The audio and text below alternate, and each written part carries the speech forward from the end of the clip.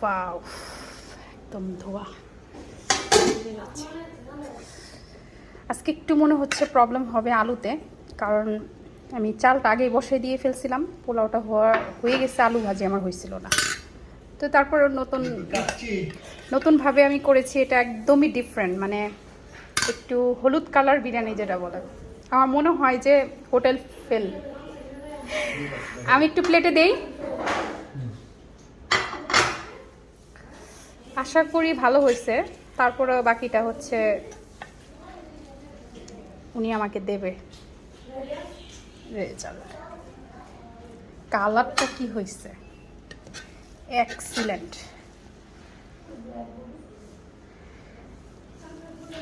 মানে এই হলুদ কালার বিরিয়ানিটা হচ্ছে আমি নতুন করলাম। কোনো ভুল ত্রুটি থাকলে ওটা আবার আমি এটা সংশোধন করে নেব নেক্সটে। মাংস অনেক দেওয়া হয়েছে, কিন্তু আমি যে ভিডিও করতেছি এত প্রফেশনাল না আমি ভিডিওতে, যে দেখানোর কিছু আছে। যা বাসায় যেভাবে করতেছি ওটাই আমি দেখাচ্ছি। তো এই হচ্ছে আমার বিরিয়ানির লুক। আর এই তো সালাদ আর গাছের লেবু। তো আল্লাহ হাফেজ, আজকের ভিডিও এই পর্যন্তই। তো আমি আজকে বিরিয়ানি রান্না করতেছি আমার মতো করে। আজকে বিরিয়ানির চালটা ভাজতেছি, আর এদিকে হচ্ছে মাংস।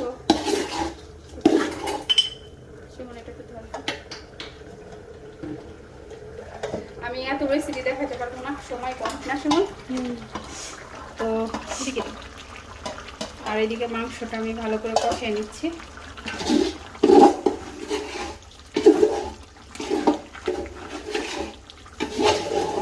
এই পানিটা শুকিয়ে গেলে আমার মাংস কষানোটা শেষ হয়ে যাবে। তারপর আলুটা ভাজবো, ভেজে আমি একবার ইয়েতে দিয়ে দেবো।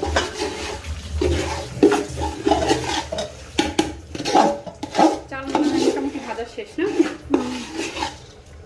চালটা একটু ঝরঝরা একদম ভারী ভারী হয়ে আসছে, তখন চাল ঝাড়াটা হয়ে যাবে।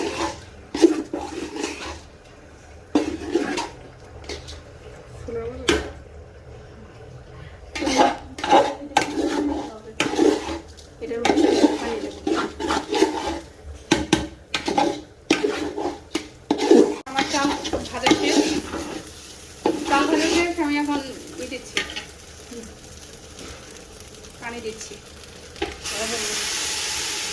আমার চাল আছে যা, তার থেকে আমি দ্বিগুণ পানি দেবো, একটু কম দেবো।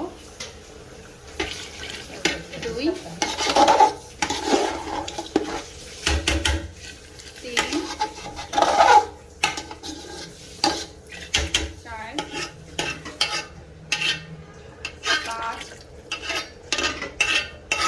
6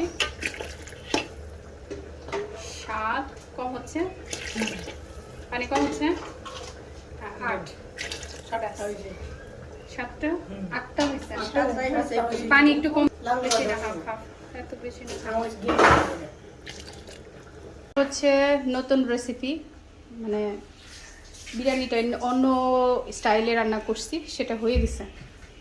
এটা নামানো হচ্ছে, দমে রাখা হয়েছিল। বিরিয়ানিটা এখন আপনাকে দেখাই কেমন হয়েছে। ওয়াও।